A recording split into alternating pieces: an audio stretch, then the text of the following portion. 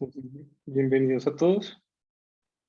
Bueno, entonces ahí están viendo, ¿cierto? Ahí se ve súper. Perfecto. Bueno, entonces siempre desde que empecé a estudiar anatomía, medicina, yo sentía que a veces los libros no siempre nos daban la información que uno, pues digamos, como en 3D, como uno lo quiere ver realmente.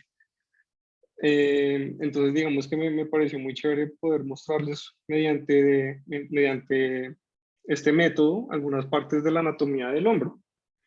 Entonces, como para empezar, vamos a hablar de los huesos que componen el hombro. Está compuesto por 3 huesos importantes: la escápula, el húmero y la clavícula. Entonces, acá podemos ver la escápula. La escápula está, pues es ese huesito que tenemos de forma triangular que tenemos en la espalda, que está compuesto por, digamos que varios procesos que cada uno tiene su función. Tiene ese triangulito, ese triangulito, esta forma que vemos acá. Está la espina escapular, que esto nos va a ayudar más adelante pues también a reconocer y ver algunos músculos que separan esta parte anatómica de la escápula. Esto es un proceso que se llama el acromion. Este es un proceso que va desde la parte posterior y hace esta curvita. Va a ser muy importante para la articulación con específicamente de la clavícula. Acá podemos ver otro proceso que se llama el proceso coracoides o la apófisis coracoides, que este también nos va a ayudar a tener ciertas inserciones musculares y tendinosas. También podemos ver acá, esta es la cara articular de la escápula por donde se articula el húmero. Esto se conoce como la glenoides. Entonces, esto es, digamos que lo importante de la escápula, digamos como general. Para hablar un poquito de la clavícula. La clavícula es este huesito en forma de S, este huesito que tenemos, digamos que todos reconocemos, que se parte con tanta frecuencia que yo creo que todos conocemos a alguien que se le ha partido la clavícula alguna vez. Este es el cuerpo de la clavícula, esta es la parte, el extremo que se articula con el esternón, el manurio del esternón, y esta es la cara que se articula con el acromion. Y el otro huesito que vamos a tener es el húmero. El húmero, pues digamos que es este hueso que todos conocemos, pero tiene también sus partes. Tenemos la cabeza del húmero, tenemos la protuberancia o el tubérculo mayor, el tubérculo menor, o también conocido como el trocánter mayor y trocánter menor. Esta parte en morado encontramos que es el cuello anatómico del húmero. Debajo de los tubérculos tenemos el cuello quirúrgico, y pues ya digamos que ahí reconocemos, es importante reconocer pues el tubérculo mayor y el tubérculo menor, porque también algunos se insertan. Entre los dos tubérculos tenemos lo que se conoce la corredera bicipital o el surco intertrocantérico. Ahí va a ser importante porque por ahí pasa la cabeza larga del bíceps. Entonces es un recorrido que vamos a tener en cuenta pues como parte anatómica. Un segundito. Ya, listo. Entonces esos es como tal los huesos importantes pues, como que componen el hombro. Ya conociendo los huesos, tenemos en cuenta cuáles son las articulaciones. Hay 4 articulaciones importantes en el hombro, que digamos que es muy fácil reconocer y nombrar porque las articulaciones tanto las articulaciones como los ligamentos, tienen el nombre de los huesos y las estructuras que conectan. Entonces, tenemos la articulación glenohumeral. Esta es la glenoides, como les dije, la cara articular de la escápula con el húmero. Entonces, esta es la articulación glenohumeral. Tenemos la articulación que une la escápula, pues el acromion con la clavícula. Entonces, es la articulación acromio-clavicular. Y tenemos la otra articulación, que este es el manurio del esternón, el esternón. Entonces, este es el esternoclavicular. Sin embargo, hay otra articulación que, digamos, se reconoce como una articulación falsa, que es esta parte de acá, que es la escápula, y esta es la caja torácica. Entonces, este es un espacio que se conoce como la articulación escapulotorácica. Entonces, ahí digamos que reconocemos las estructuras importantes de los huesos del hombro. Listo. Entonces, acá vamos a pasar a los ligamentos. Entonces, así como hablábamos de los huesos y de las articulaciones, también tenemos unos ligamentos que ayudan a darle estabilidad al hombro. Entonces tenemos, como decíamos, este es el acromion y este es el apófisis coracoides. Entonces este va a ser va a ser un ligamento que se llama el coraco acromial. Asimismo, tenemos aquí la clavícula y tenemos al acromion, entonces este va a ser el ligamento acromioclavicular. Realmente la anatomía en esa parte es muy chévere porque es muy fácil reconocer, digamos, así uno no se sepa bien los nombres específicos de cada cosa, digamos que es bastante intuitivo si uno conoce los nombres de los huesos y pues, de los procesos. Entonces, hay otros ligamentos que son muy importantes que conectan y ayudan a darle estabilidad a la clavícula, que se conectan con la apófisis coracoides y son los ligamentos coracoclaviculares, que son dos. El ligamento trapezoide y acá abajito podemos ver el ligamento conoide. Listo. También asimismo tenemos estos ligamentos que componen, digamos, son los ligamentos glenumerales y también los que componen la cápsula articular que unen y le dan, ayudan a dar estabilidad al húmero con respecto a la escápula. Aquí esas estructuras que vemos en verde son estructuras que se llaman bursas. Las bursas son unas bolsitas, digamos, de líquido sinovial que ayudan a dar, como a amortiguar las articulaciones donde no necesariamente hay tejido cartilaginoso. Entonces, estos son bursas que están rellenas de líquido sinovial y nos ayudan a tener esa función. Entonces, voy a quitar aquí una bursa. Este es el húmero y le voy a quitar un segundo para mostrarles otra cosa. Aquí bien adentro tenemos la glenoides y alrededor de la glenoides, ¿se acuerdan que les dije que en el surco intertrocantérico pasado la cabeza larga del bíceps, ese tendón luego llega a formar parte de esta estructura de fibrocartílago que se llama el labrum. Esto, que ahí ya coloreó, se conoce como el labrum y nos ayuda a darle una superficie, un área de superficie mayor a la articulación y ayuda a proveerle también mayor estabilidad a la articulación glenumeral. Esta estructura también va a ser muy importante pues, en algunas lesiones, como lo es el SLAP, que realmente pues, no es lo que vamos a hablar en esta charla, pero pues para que lo tengan en cuenta. Y ahora vamos a hablar de los músculos. Acá podemos ver, digamos, la parte más superficial de los músculos que componen el hombro. Este es el deltoides. Este, pues, digamos que es el músculo que acá todos conocemos, que está encima del hombro. Lo voy a quitar un segundito.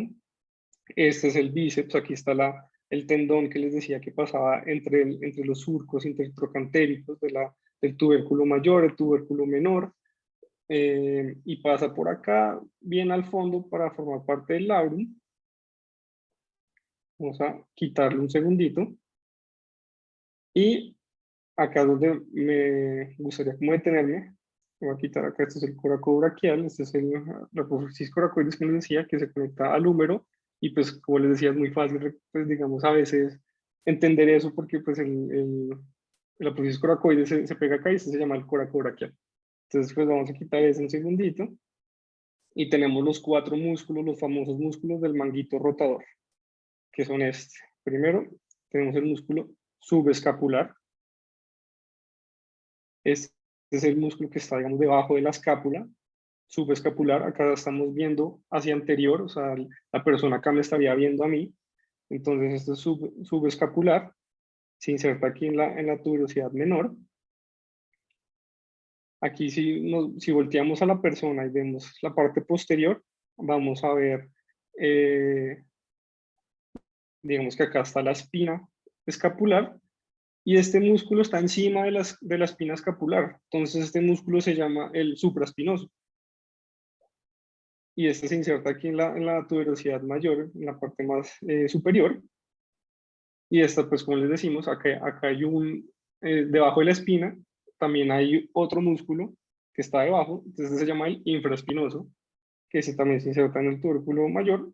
Y tenemos al redondo menor, que se inserta también en el tubérculo mayor. Y estos son los 4 tendones que se componen el manguito rotador, que le dan estabilidad y movilidad al hombro. Entonces, esos son los 4 músculos más importantes que, digamos, de los que vamos a hablar el día de hoy. Listo. Entonces, ya, digamos que nos podemos dar nos podemos ubicar anatómicamente de esa forma. También acá, pues yo les puse unas imágenes por si también hay personas que les gusta tener esto plasmado como en 2D, tenerlo un poquito más eh, en físico, pues con letras con todas las estructuras ya marcadas. Entonces acá como les mostré la clavícula, el acromion, la apófisis coracoides, está la escápula, el tubérculo mayor, el menor, el cuello anatómico, el cuello quirúrgico, la corredera bicipital. Acá podemos ver los ligamentos que ya les mostré, los coracoaclaviculares, el ligamento coracoacromial. Entonces, digamos que ahí yo creo que quedó, pues si tienen dudas, claramente me pueden preguntar. Esta es la parte posterior, acá tenemos la espina de la escápula, tenemos pues vemos las mismas estructuras que ya les mostré, pero en la parte posterior.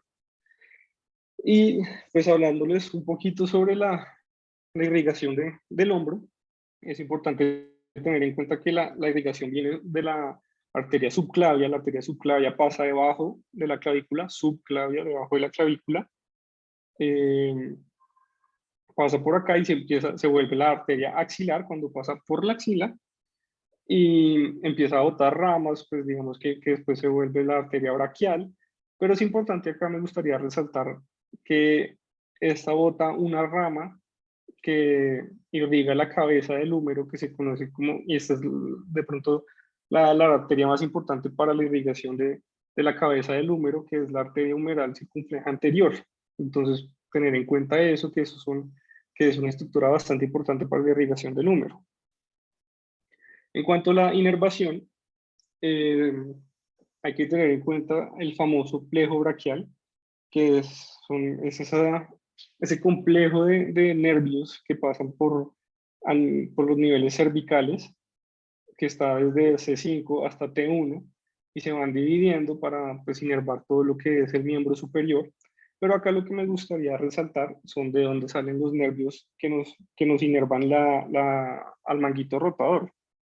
Entonces, el nervio supraescapular sale del tronco superior y este nervio supraescapular va a inervar al músculo supraespinoso e infraespinoso. Más adelante vamos a tener en los cordones posteriores el nervio subescapular superior y el subescapular inferior, y estos son los que van a inervar al músculo subescapular. Y más adelante tenemos acá el nervio axilar, que es el que nos va a ayudar con el músculo redondo menor. Entonces, no sé si tengan preguntas, claramente pues me van diciendo. Bueno, entonces, vamos a hablar un poquito sobre la semiología del hombro. Entonces, es muy importante siempre, pues en la medicina siempre nos han dicho, el paciente tiene que tomarse como no solamente la persona lo que está presentando, sino también hacerle toda una historia clínica de cómo vino, por qué vino, qué pasó. Entonces eso nos puede indicar mucho, más específicamente nos ayuda mucho en hombro porque no siempre los síntomas son muy específicos, no siempre las pruebas nos pueden decir definitivamente qué es lo que tiene, más si estamos hablando, pues digamos, de la semiología. Entonces uno le pregunta al paciente si fue posterior a trauma, si viene con un dolor en el hombro, uno le pregunta si fue después de que tuvo un trauma, un accidente, entonces uno piensa en fracturas o piensa en una luxación. Si el inicio fue más progresivo, pues uno puede hablar de un proceso más degenerativo, una artrosis. También podemos hablar de localización. El dato curioso, digamos, del hombro es que muchas veces algunas patologías se irradian de otras estructuras, se irradian hacia el hombro, entonces la enfermedad cardiovascular, algunas enfermedades pulmonares, un tumor de Pancoast, también nos indica mucho la intensidad. También uno le pregunta al paciente qué más está sintiendo, si está sintiendo parestesia, si está sintiendo adormecimiento o alguna alteración más adelante en el miembro superior. Pues uno también puede pensar en que no es necesariamente una patología en el hombro, sino una patología cervical, ya que está de pronto teniendo algún compromiso de los nervios. Eh, y digamos, es muy importante tener en cuenta que en el hombro específicamente, pues muchas veces en ortopedia, los hallazgos de las imágenes, sea de la resonancia, de la radiografía, no siempre se correlacionan con la clínica del paciente. Entonces, esto es muy importante porque al final lo que importa es tener al paciente bien, que el paciente no esté con dolor, no esté con molestias. Entonces, es muy importante tener esta correlación. La incidencia de la artrosis, digamos que se hizo un estudio donde se encontró que la incidencia de la artrosis en la resonancia magnética en la articulación acromioclavicular en pacientes mayores de 30 años era de alrededor del 90%. O sea, si cogemos a una población mayor de 30 años y les hacemos una resonancia magnética, la gran mayoría va a tener cierto nivel de artrosis en la resonancia magnética, en la articulación acromioclavicular. Sin embargo, pues no, realmente uno no ve que mucha gente se queje al respecto. Entonces es muy importante hacer esa correlación clínica con las imágenes que uno hace. Bueno, después eso también, como todo en medicina, también toca inspeccionar. Hay que usar todos los sentidos siempre que uno está indagando por qué viene un paciente. Entonces uno mira, uno tiene que ver la simetría, ver si hay relieves anatómicos, si es un paciente que tiene algún tipo de fractura o de condición, pues uno va a ver ciertos signos característicos, el signo de la carretera, en el caso de una luxación que pierde, digamos que esa forma redonda del hombro, si hay atrofias musculares o inflamación, cicatrices, entonces todo eso es lo que uno tiene que ver al paciente. Muchas veces uno se da cuenta desde cómo llega el paciente, de cómo se quita la chaqueta, de cómo se sienta, de cómo viene, si se te está teniendo, digamos, el brazo. Muchas veces un paciente que tiene una luxación, pues no llega normal sin ningún signo, sino pues llega realmente cogiéndose el brazo, con la pérdida del relieve del hombro, con mucho dolor. Entonces, pues son cosas que uno tiene que, desde que el paciente llega a la consulta, uno tiene que tener ese ojo clínico. Después de esto, entonces uno tiene que pasar a la palpación. Entonces uno puede palpar el hombro primero en la parte anterior y en la posterior. Entonces uno en la parte anterior va a palpar la clavícula, a ver si tiene dolor, si tiene crepitaciones, si hay alguna movilidad patológica, digamos que el signo de la tecla, que uno toque la clavícula y sienta, digamos, la sensación de una tecla, que eso puede indicar fractura o una luxación. Eh, si uno, digamos, toca a nivel de la articulación acromioclavicular, pues digamos que muchas veces la luxación va a ser evidente, como les decía. Sin embargo, si uno está tocando la articulación acromioclavicular y siente el paciente tiene cierta sensibilidad, también podemos pensar en algunos procesos degenerativos, una artrosis. También podemos palpar la apófisis coracoides. La apófisis coracoides se puede palpar de 2 a 3 centímetros debajo de la clavícula. Aquí, como pues les puedo mostrar en la imagen. Eh, También podemos palpar la corredera bicipital, que es ese huequito que tenemos entre los trocánteres que yo les estaba mencionando. Si hay dolor en esta área, que uno, digamos, palpa de 3 a 4 centímetros debajo del acromio, entonces uno lo puede palpar y y digamos que puede haber presencia de una tendinitis bicipital si ese paciente tiene cierto dolor en esa área. En la parte posterior, digamos que es importante reconocer la espina escapular.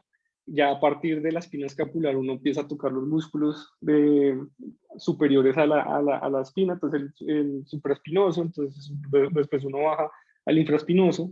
Uno puede también tratar de tocar la articulación escapulotorácica y tocar el músculo trapecio para ver si hay cierta también contractura que nos puede indicar de cierta patología o trauma que pueda haber tenido el paciente. Bueno, eh, entonces, ¿cómo vamos a examinar al, al paciente que, digamos, con su función del hombro? Tengo acá una imagen del doctor González, digamos, los que hemos tenido clases ya de ortopedia. Esto es muy reconocible por lo que él dice en sus clases de, de cómo vamos a examinar un paciente. Entonces tenemos la mnemotecnia de MEPS, tenemos la movilidad, la estabilidad, la fuerza y la suavidad. Entonces cada una de estas formas de examinar un paciente eh, nos va a tener cierta enfermedad que se correlacione con esa función que se está viendo alterada, que ya más adelante les voy a ir explicando. Entonces la movilidad. ¿Cómo vamos a evaluar la movilidad? Realmente el hombro es la articulación que tiene un mayor rango de movilidad. Entonces, pues tenemos que tener en cuenta qué es lo normal, qué es lo anormal.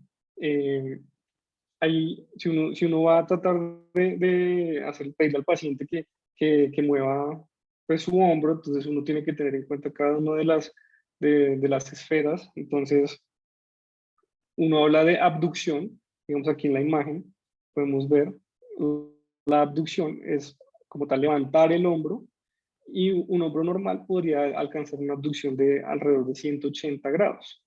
Una extensión es cuando el hombro hace este movimiento hacia atrás, con el plano sagital hacia atrás, y lo normal es que llegue por lo menos a unos 60 grados. La flexión, que puede ser de entre 160 a 180 grados, es importante tener en cuenta que o sea, es importante siempre comparar ambos hombros, porque digamos, si uno llega y dice que no, el paciente flexiona 150 grados, bueno, pues como flexiona también el otro hombro, pues uno también hace esa comparación porque de pronto es cierta normalidad del paciente. Entonces siempre comparar ambos lados.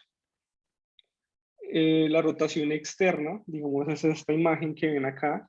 No sé si está clara, pues si no me preguntan. El paciente aquí está haciendo una flexión del codo a 90 grados, tiene el hombro aducido y esta rotación externa, o sea, moverla, girar esto hacia afuera, se puede hacer alrededor de unos 60 grados y que sería lo normal. Y la rotación interna se mide con los niveles vertebrales, entonces uno le pide al paciente que ponga la mano en la espalda y se trate de tocar lo más arriba que pueda, y ahí digamos que uno va mirando, entonces uno sabe que el borde inferior de la escápula es más o menos a nivel de T7, las espinas ilíacas van a ser como un L4, L5, a nivel de la articulación acromioclavicular vamos a ver como un nivel de C7, y también es importante tener en cuenta lo que es la movilidad activa y la movilidad pasiva. Entonces, la movilidad activa es lo que el paciente como tal puede hacer él mismo. Entonces, si él puede abducir a 150 grados. Y la movilidad pasiva es lo que el examinador le ayuda. Entonces, con la ayuda del examinador, el paciente sí llega a los 180 grados. Esto nos puede ayudar mucho también al abordaje diagnóstico porque, pues, digamos, un paciente que tiene una movilidad activa de 150, pero con la pasiva llega a 180, pues uno dice, bueno, pues de pronto es por dolor que no puede, pero realmente sí puede hacer el movimiento. Y la enfermedad que se correlaciona con las alteraciones del movimiento muchas veces son lo que es la capsulitis adhesiva o como también conocemos el hombro congelado. Entonces, esa sería la enfermedad que va como alteración del movimiento, la capsulitis adhesiva. la estabilidad. Entonces, la enfermedad, digamos, que se relaciona con la estabilidad, pues sería la inestabilidad. En este caso sería por una luxación, ya sea anterior o posterior, acá una luxación como tal de que el húmero se sale como tal de la articulación glenohumeral. Entonces puede ser anterior, puede ser posterior, la más común es la anterior. Y la prueba, digamos, de más eficiente, más acertada para encontrar esta inestabilidad es la prueba de aprehensión. Entonces, uno le pide al paciente que haga una abducción de 90 grados, es decir, haga este movimiento que acá podemos ver, haga una flexión del codo a 90 grados y una rotación externa, y en ese momento, pues, haciendo una presión desde posterior hacia anterior, el paciente va a sentir que se le está saliendo el hombro literalmente. Entonces, esa es, digamos que la sensación que él va a sentir. Acá, pues yo le subí un video para que podamos ver cómo es. Entonces, acá el examinador le tiene el hombro abducido a 90 grados, el codo flexionado también a 90 grados, se está sosteniendo desde posterior hacia anterior y le va a estar haciendo ahí una rotación externa. Y ahí el paciente sentiría que se le está saliendo el hombro.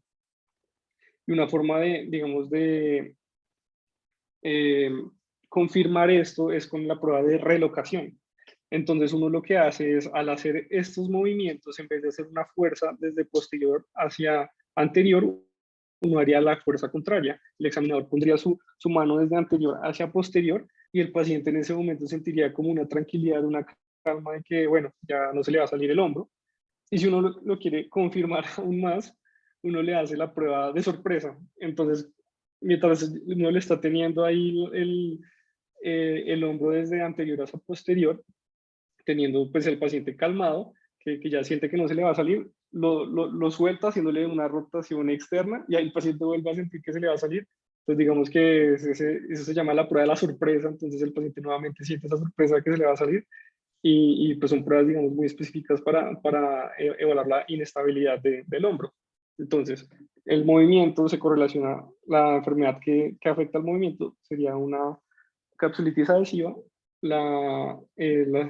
digamos que la patología que afectaría la estabilidad sería la luxación del hombro. Bueno, para evaluar la fuerza, vamos a hablar del manguito rotador, la enfermedad digamos que se relacionaría con la fuerza sería un síndrome del manguito rotador. Entonces, para evaluar la fuerza de estos músculos, uno tiene que saber qué hace cada uno de estos músculos. Entonces, acá yo les hice una tablita para resumirlo. El supraespinoso nos ayuda a hacer una abducción del hombro, nos ayuda a abrir el hombro, entonces, hacer este movimiento de abducción. El infraespinoso nos hace la rotación externa y el subescapular, lo contrario, la rotación interna, y el redondo menor, una abducción y rotación externa. Esto, algo muy interesante digamos que el complejo del infraespinoso y el redondo menor es que como el redondo menor ayuda también a la rotación externa, también se ha visto que cuando hay lesiones del infraespinoso, el redondo menor tiene la capacidad de hacer una hipertrofia compensadora y a la final digamos que el cuerpo humano lo que puede hacer es cierta compensación para suplir la necesidad de la rotación externa que normalmente haría el infraespinoso. O sea, el paciente puede sentir dolor, pero realmente no se vería limitado porque el redondo menor está ayudando a hacer ese movimiento. Y acá, como yo ya los había mencionado previamente, los nervios que los inervan a cada uno. Entonces, el supraespinoso y el infraespinoso, el nervio supraescapular. El subescapular lo va a inervar el nervio subescapular y el redondo menor, el nervio axilar. Acá tenemos una imagen, pues ya se los mostré en mi modelo. Bueno, entonces para evaluar la fuerza tenemos las pruebas especiales. Ya se darán cuenta, pues, si uno ya entiende qué es lo que hace cada uno de los músculos, uno de pronto puede aislar ciertos movimientos para ver si está funcionando. Una de las pruebas más famosas para evaluar el supraespinoso es el test de Joe, que entonces uno le pide al paciente que haga una abducción del hombro y una eh, una abducción del hombro también y una abducción a 15 grados para hacer, digamos, este movimiento como están viendo acá. Entonces uno le puede hacer también la prueba de full can o empty can, que es full can, que el paciente está haciendo con el dedito arriba, y empty can el dedito abajo. Entonces pues cada uno de estos evalúa cierto aspecto del supraespinoso, pero digamos que esa es una de las pruebas que más se utilizan. Hay otra prueba que de hecho se ha demostrado que tiene mayor sensibilidad para evaluar los, el- las alteraciones del supraespinoso, que es este movimiento de brindis de champaña. Entonces lo que se estaba haciendo era ver qué movimientos de la vida cotidiana pues se afectan cuando un paciente tiene una alteración del supraespinoso. Entonces literalmente lo que el paciente está haciendo es como si fuera a brindar. Entonces el paciente tiene una abducción de 30 grados, el codo flexionado a 30 grados, y el examinador lo que va a hacer es una resistencia en contra para, como si estuviera haciendo un brindis, y digamos si tiene ese dolor, esa incapacidad de hacerlo, pues digamos que no podemos pensar en una lesión en el supraespinoso. Ahora, el infraespinoso, como sabemos que hace la rotación externa, entonces uno le pide al paciente que haga rotación externa contra resistencia. Y el redondo menor, sabemos, acá podemos ver una imagen de la Rural de Investigación de Hombro, Mercedes, que nos ayudó a demostrar cómo se hace la prueba para ver el redondo menor. Entonces acá ella está haciendo una abducción del hombro y una rotación externa, y ahí podemos evaluar el redondo menor.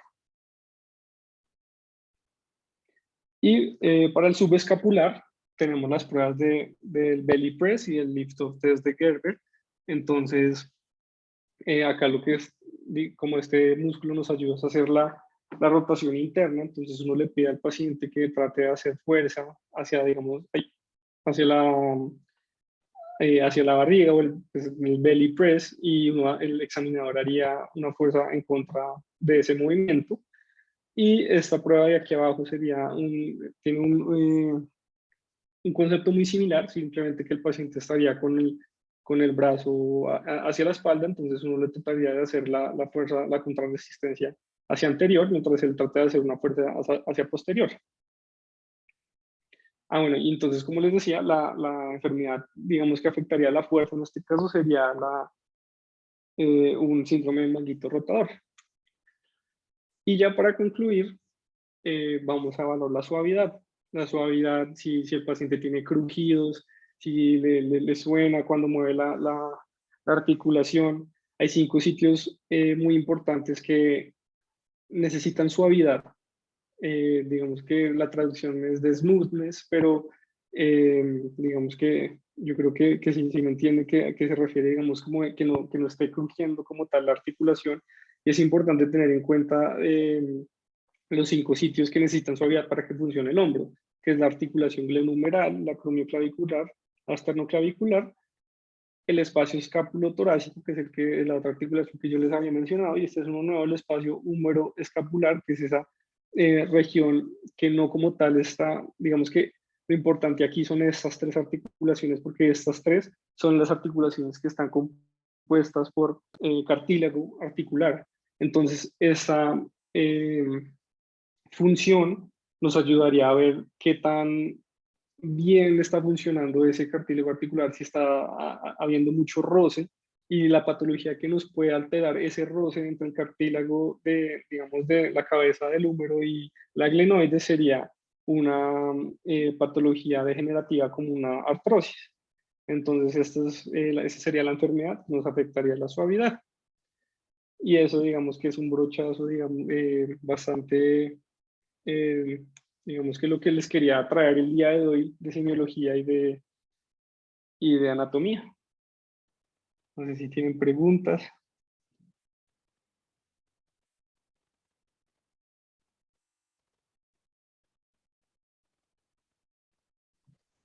Muy buena la presentación, Juan. Yo no tengo como tal preguntas, pero pues para felicitarte.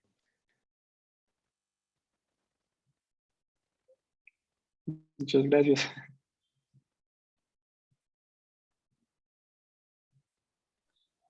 Eh, Hola Juan, ¿usted me escucha bien ahí? Sí, ahí se alcanza a ver la... Ah, no, espera un Hola, momentico porque doctor. se está viendo la otra cámara. Es que quiero, porque la forma como usted lo explicó realmente está muy completa y está bien, pero eh, pues me gustaría a los estudiantes que están conectados, como hacerlo como lo hacemos en la consulta, es bastante rápido Súper. y... eh, pero no sé cómo, porque soy solo aquí como mi asistente Jenny. Hola Jenny. Eh, y estoy viendo, no me va a creer, pero llevo como 5 minutos tratando de mantener el celular quieto y no tengo cómo mantenerlo quieto, así que va a tocar hacerlo un poco informal, no sé. Un segundo. Oye, no sé cómo mantenerlo quieto. No sé qué me quieto. No, está ahí. No. Ok. Un segundo. Listo, ya está viendo mi consultorio. Listo, voy a poner la cámara hacia mí y lo voy a hacer. Creo que los que estado conmigo en consulta, pues lo han visto. Es exactamente lo mismo que acabo de explicar Juan David, pero yo también lo aprendí como Juan David lo acabó de explicar y uno, o sea, yo lo soy muy franco, uno como que se aprende muchos signos y está bien, esa es la primera aproximación, pero cuando ya lo va a hacer en la vida real, es raro porque uno no sabe ni siquiera por dónde empezar, ¿sí? Y es exactamente lo mismo que cuando yo acaba de decir, solo que el cerebro, cuando tiene tanta información en la cabeza, le cuesta tener ese orden secuencial. Entonces, creo que vamos a hacerlo, eh, lo vamos a hacer aquí en un poco, me están viendo de cabeza, ¿no? Sí, doctor. Estamos de cabeza. Sí, no se ve al revés. No sé por qué estaba de cabeza, ahora sí. Así. Ahí. Sí, qué raro. Listo. Entonces, lo primero que vamos a hacer es, como bien dijo Juan David, que de verdad que lo felicito en serio otra vez porque son muy completas, ¿no? Solamente una revisión no es tan completa. Entonces, lo primero que uno hace es ver la inspección, ¿sí? Que evidentemente, y por la hora, pues no vamos a hacer allí de quitar nada acá, pero lo que hacemos es mirar las fosas supra e infraespinosa que no tenga atrofia. Básicamente, eso es lo que miramos en esa parte de la inspección. Y miramos el contorno del hombro. Entonces, ¿por qué el contorno? Porque rápidamente uno puede saber si hay una lesión del nervio espinal accesorio, por ejemplo, si vemos que el trapecio está atrofiado, por ejemplo, ¿sí? Si yo veo que el motivo de consulta de mi paciente es que el brasier se le cae y yo noto enseguida que el contorno está alterado, pues ya sé que hay el trapecio que está afectado. O por el contrario, si veo que viene el contorno del hombro, pero aquí cae, ¿sí? Está plano esta parte del hombro, pues ya me sugiere que el deltoides tiene un problema y que probablemente el nervio axilar puede estar afectado. Eso rápidamente uno lo nota pues en la primera vista pues del paciente. ¿Listo? En serio, ofrezco disculpas y además yo soy súper psicorrígido en cómo mantener la cámara, pero esta vez acabamos de terminar consulta, así que no nos dio mucho tiempo de cuadrar todo, ¿ok? Entonces, por eso la cámara se mueve un montón. Entonces, volviendo al punto, entonces, la atrofia pues, muscular, la atrofia de la fosa supra e infraespinosa. Cuando ya pasamos esta parte de la inspección del hombro, ¿sí? Y ojo porque el hombro y el examen físico del hombro empieza desde la espalda.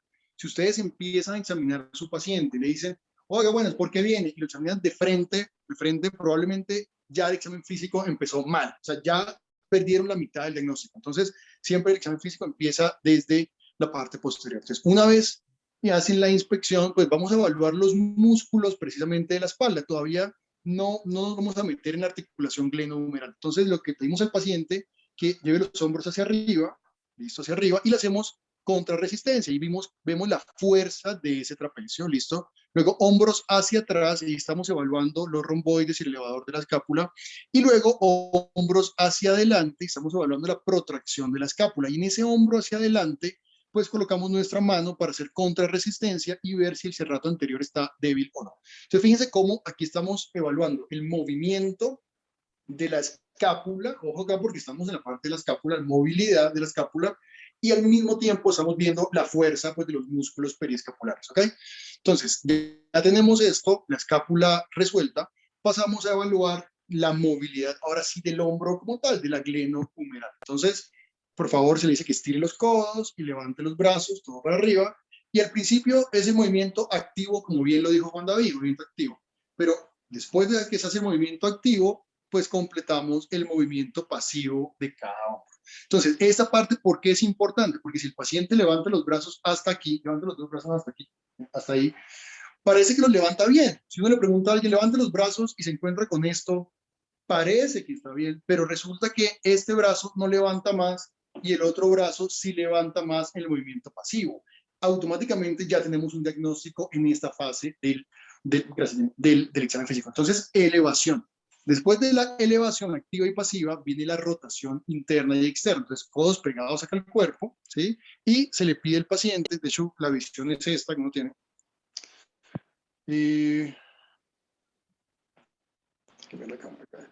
Más bien esta imagen mejor.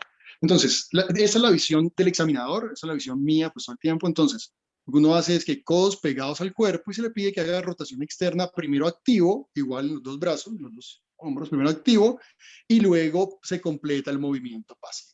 Entonces, tiene que ser simétrico. Si el paciente lo mismo, estamos evaluando movimiento en esta fase. Estamos en la M del MEF que Juan David nos enseñó. Entonces, rotación externa, movimiento activo y pasivo, y luego viene la rotación interna, que igual se hace de los dos brazos, activo, por supuesto, y pasivo, siempre es activo y pasivo. Entonces, en esta fase del examen físico, y ojo, no se confundan, uno puede aprovechar que el brazo ya está aquí, ¿sí? Y evaluar la prueba del despegue, que también mencionó. Entonces separa la mano de la espalda, ¿sí? Entonces, digamos, de la M nos saltamos a la F, ¿sí? Del manguito rotador, pero es por pura practicidad que estamos acá. Tengan en cuenta esto, que es un error frecuente en lesión del subescapular. El paciente con lesión del subescapular puede que no separe la mano de la espalda, sino que extienda el codo, ¿sí? Entonces hace este movimiento. Entonces parece que no tiene nada, solo extiende el codo, por favor. Miren que Jenny extiende el codo y la ilusión óptica es que separa el brazo, pero ahora sí separa el brazo de la espalda. Miren que el movimiento es distinto y no lo hace a expensas del codo. Entonces, eso es clave en esta fase del examen físico. Entonces, hasta aquí que hemos evaluado, evaluamos la musculatura periescapular con la inspección, evaluamos el movimiento de la escápula, la fuerza, y evaluamos elevación, rotación externa y rotación interna. ¿Listo? O sea, ya tenemos la fuerza, la movilidad de la escápula y tenemos la movilidad de la glenohumeral. Entonces, es en ese momento cuando pasamos ahí sí a estar de frente a nuestro paciente. Entonces, decimos al paciente, esto siempre se hace bilateral, ojo, siempre lo hacemos con los dos hombros al tiempo, pero pues en este caso tengo una mano en el celular, así que ni modo, tocó de uno solo. Entonces, estira los codos y levanta los brazos. Entonces, ya yo sé cuánto ella eleva, ya aquí no me interesa la elevación. Es más, ver la elevación desde acá puede ser confuso. Entonces, aquí ya empezamos a hacer las pruebas de manguito rotador. Entonces, empezamos la prueba de job o de la lata vacía. Entonces, pulgares para abajo, yo voy a hacer fuerza hacia abajo y usted hacia arriba, listo. Ya lo tengo ahí, entonces es muy fácil, pulgar hacia arriba, yo hacia abajo, usted hacia arriba. Ya tenemos dos pruebas del supraespinoso, ¿listo? Hay otra prueba que yo hago que es hacer rotación externa, a ver si rigidez de la cápsula, pero digamos que quedémonos con estas dos por ahora. Tenemos supraespinoso, ¿listo? Venimos acá, codos pegados al cuerpo. Entonces hacemos rotación externa contra resistencia, recuerden que es bilateral, y rotación interna. El paciente ahí puede decir que tiene dolor o menos fuerza. Como ya el paciente está haciendo fuerza hacia adentro, es muy fácil continuar el movimiento, ¿sí? Ojo porque, y recuerden esto, y un paréntesis acá, el examen físico y en la vida real tiene que ser eficiente también. O sea, ustedes no pueden gastarse 25 minutos examinando a un paciente en la vida real porque no le da tiempo en la consulta. El examen físico tiene que tiene que ir a lo que va gracias a la anamnesis, pero ser completo y evaluar todos los aspectos, ¿sí? Que es lo que estamos haciendo acá, ¿ok? Entonces, por eso tienen que aprovechar cada momento del brazo del paciente para poder hacer todas las pruebas y que tengan tiempo suficiente. Entonces, seguimos en nuestro examen físico. Entonces, ya el paciente estaba haciendo fuerza hacia adentro, entonces lo soltamos, el paciente pone su brazo en la barriga y le decimos que lleve el codo hacia adelante, ¿sí? Que, señora, voy a intentar separar la mano de la barriga, no se la deje separar. Entonces ella no la deja separar. Entonces, errores frecuentes. ¿Qué pasa si sí hay lesión del subescapular y parece que la prueba es negativa? Que la persona lleva el codo hacia atrás, ¿sí? Entonces yo hago esto, ¿sí? Entonces parece que no tiene nada, pero miren el codo donde está. La prueba es válida si la muñeca está recta, es decir, el codo está hacia adelante. ¿Por qué? Porque el paciente con el deltoides posterior trata de compensar el déficit del subescapular. ¿Listo? Entonces ya evalué, relájalo, Jenny, ya evalué rotación interna para el subescapular, ya había evaluado despegue, o sea, ya llevaba una para el subescapular, una prueba, 2 pruebas, 3 pruebas de subescapular y la otra prueba que es del abrazo del oso, que es decirle al paciente que mantenga su mano contra el hombro y yo voy a intentar separarlo. ¿Listo? Es decir, haciendo esto rápidamente, ya llevamos 4 pruebas para el subescapular. ¿Listo? Y si se dan cuenta, durante el examen físico, casi que todas las pruebas o lo que quiero ver con cada prueba, uno hace un par de pruebas para cada cosa. Por ejemplo, para el supraespinoso hay varias pruebas para el supra, para el subescapular, para los rotadores externos, porque eso le ayuda a uno a irse armando como la idea de que tiene el paciente. Entonces, ya tengo mi paciente acá, listo, lo pongo en esta posición y le digo, señora, por favor haga de cuenta que va a brindar con una copa de champaña, brinde. Entonces la señora brinda. Ahí estoy haciendo la tercera prueba para el supraespinoso, ¿listo? Entonces, como ya tengo mi paciente en esta posición, es muy fácil decirle, fíjense que ya está con ligera elevación el brazo, que haga rotación externa contra resistencia. Entonces, la maniobra real es sostienen con una mano el brazo y con la otra hacen la contrarresistencia. Entonces, hacia afuera, entonces tienen a 30, a 40, a 30 grados, 60 grados, a 90 grados y a 120 grados la rotación externa. Entonces, fíjense ya dónde está el brazo del paciente. En este punto, las fibras que más trabajan son las fibras posteriores del infraespinoso y el redondo menor. Si tienen debilidad acá, uno puede saltar, eso sí depende pues, de cada paciente y las necesidades, a hacer la prueba de Paté, que es, miren aquí, los brazos en abducción, mantén la rotación externa, eso, hacer esta prueba. Pero si ven cómo uno va llevando el paciente. Entonces, ¿a qué me refiero con hacerlo eficiente? Que no tienen que hacer primero todo el movimiento, luego todo del supra, luego todo del infra. No, aprovechen la posición del brazo para ir haciendo todas las pruebas que le permitan la posición del brazo. ¿Okay? Entonces, una vez ya hemos probado la fuerza, fíjense que ya miramos el movimiento, ya miramos la fuerza, tanto de la escápula como pues del hombro en sí mismo. Nos falta ¿qué? Nos falta la suavidad y el bíceps principalmente. Entonces, le pedimos al paciente, ya volvemos acá, que estire el codo. Fíjense que aquí está a 45 grados. Yo hacia abajo, usted hacia arriba, ahí speed, y como ya lo tengo aquí con este brazo, entonces el celular ya me mostrando acá. Entonces, es un gesto muy, muy fácil, porque hacia arriba, y luego el paciente suelta, ustedes sostienen el brazo, y ya quedan listos para mirar suavidad, digamos acá un poquito, así, para mirar suavidad en el hombro, tocan la articulación acromioclavicular, el punto de Codman, y por último, que es lo paradójico, que empezamos evaluando movimiento y terminamos evaluando la cápsula con la prueba de deslizamiento inferior. ¿Listo? Entonces, creo que este examen físico, creo que me demoré un montón porque fue así charladito, pero en la vida real, eso demora 3 minutos. Y en 3 minutos ustedes evaluaron todo el movimiento, evaluaron el manguito rotador, evaluaron, pues, evidentemente la fuerza, atrofia, bíceps, acromioclavicular. Si hay dudas de qué más tiene el paciente por historia clínica, por ejemplo, una lesión del labrum posterior, un SLAP, después de esto, o sea, ese es el examen físico que yo creo que todo médico debería conocer. O sea, con ese examen físico, ustedes puede que no hagan algunos diagnósticos muy precisos, pero sí se van a orientar. ¿Qué les quedó faltando? Lesiones del labrum posterior, que también, si la sospechan, que la prueba es la prueba más rápida del labrum posterior y que no, pues para no hacer aquí cosa rellena, es la prueba de aprehensión posterior y es hacerle rotación interna. Ahí se te... Sí. Ahí y va haciendo rotación interna y va probando en rotación interna si el paciente tiene síntomas o no.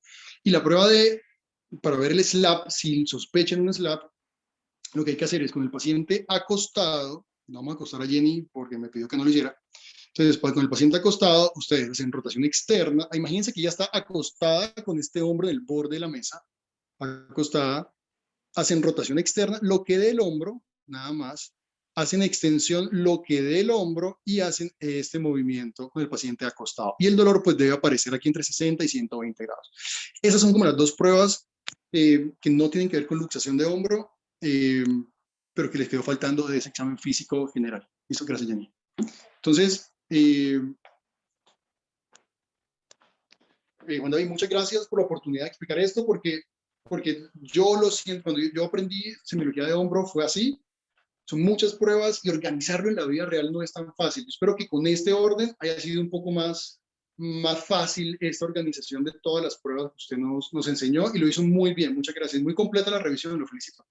Muy completa. No, doctor, muchas gracias también por ayudarnos y guiarnos ahí también. No, con mucho gusto. No sé si hay preguntas del auditorio para Juan David. A ver. Hay una pregunta que dice, yo quisiera saber qué elementos del hombro se ven más afectados en los tenistas o demás jugadores de deportes de raqueta. A mí, ¿sí? Pues sí. Sí, no, mire. Sí. No, mire. Aquí, gracias. No, es que tengo aquí Jenny que está viviendo horas extra. No, mentira. No, mire, en tenistas, se habla de tenistas, pero lo voy a contextualizar. O sea, el manguito rotador, por supuesto que está la lesión del manguito rotador. Yo la nombré número 1, 2. Antes del manguito rotador, yo mencionaría la disquinesis escapular y las alteraciones en la cadena cinética, que la gente no habla mucho de eso, pero sí que existen. Primero. Segundo, toda la enfermedad del manguito rotador, que va desde el pinzamiento por disquinesis hasta la enfermedad misma del tendón. 3, las lesiones del labrum, ahí entra el slap y entran las lesiones del labrum posterior. Esos son como las lesiones que yo llamaría del hombro principalmente en los tenistas, ¿sí? Ese sería como el grupo de lesiones. Por supuesto, yo acá, cuando ustedes evalúen deportistas, eso lo ve todo el tiempo, pues yo soy cirujano de hombro, veo el hombro, ¿sí? Y me olvido el resto. Y ese es un problema, ¿sí? Ese es un problema porque si uno no evalúa la forma como la energía se distribuye desde los miembros inferiores hasta el miembro superior y no entiende esa cadena cinética, va a terminar operando pacientes con lesiones que de pronto una buena rehabilitación no hubiera mejorado. Entonces, esos serían mis dos comentarios sobre eso. Creo que aquí, y de hecho me encanta que aquí vi al doctor Jorge Rojas ahorita, y vi a, ¿dónde está Jorge? ¿Sí está Jorge, verdad? Y vi a Andrés Jiménez conectado. Me encanta porque estemos toda la sección acá conectando. Jorge se salió. Aquí está Al Andrés Jiménez. doctor El Abelardo doctor Rojas estaba también. conectado, sí. Estaba conectado. Ok. Listo. Pero bueno, quería saber si alguien tenía algún comentario.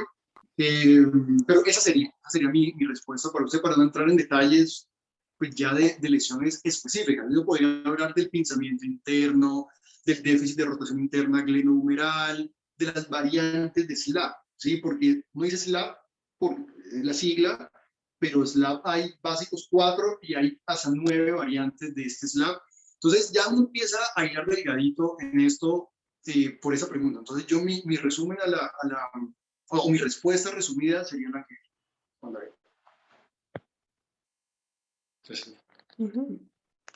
Doctor, muchas gracias. No, perfecto. Y de verdad los felicito otra vez y a todos los que están conectados en esta iniciativa, porque eso, se lo juro, a mí me da un orgullo de ver cómo la nueva cantera de nosotros, de los Andes, está aquí como pendiente de esto y muestra interés. O sea, eso es muy, muy valioso pues, para el departamento de ortopedia, para nuestra sección, dado que ese tema es de hombro. Para mí me da un orgullo verlos ustedes ya en estas, después de que les di clases más chiquitos. Entonces, por favor, continúen en estas y cuenten con la sección de hombro para lo que necesiten. Muchas gracias, doctor, y gracias a todos los que se conectaron también. Hasta luego, hasta la próxima entonces. Hasta Que estén luego, bien. doctor. Chao. Chao. Muchas gracias, Wanda. Nos vemos. Gracias, Juan David. Muchas gracias, Wanda.